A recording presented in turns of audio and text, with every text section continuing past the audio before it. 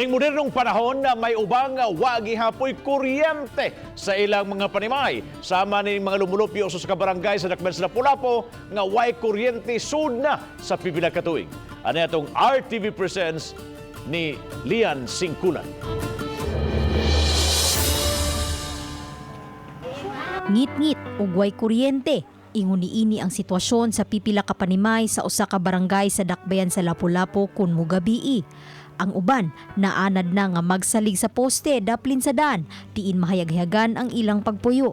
Sama sa pamilya ni Jason Ungko nga bugtong gisaligan ang cellphone nga may flashlight.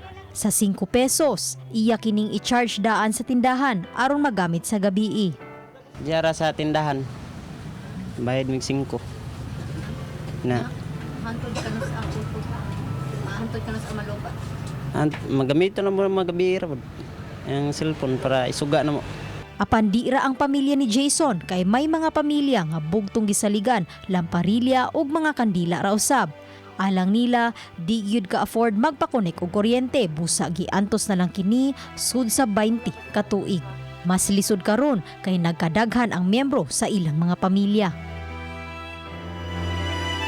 May dire nagpuyo, may dire ngawabi mga kuryente. Uno may kabuok dire, hinapa dito unahan. Nakadapit usab sa akong pagtagad ang ilang mga anak nga madasigong nagbasa-basa. Niining mga kandila nagsalig kini mga bata samtang naghimo sa ilang mga assignments apan bisan pa man niini wa kini nila himo ang babag sa ilang pag-eskwela. Samtang ning Fire Prevention Month, may mga lakang ang Lapu-Lapu City Fire District sa mga barangay nga may susamang sitwasyon.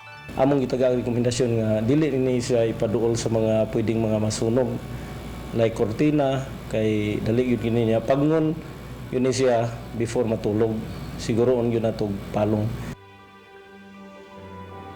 Uban ni Cleofer Lumayag, ako si Lian Singkulan o kini ang akong short docu.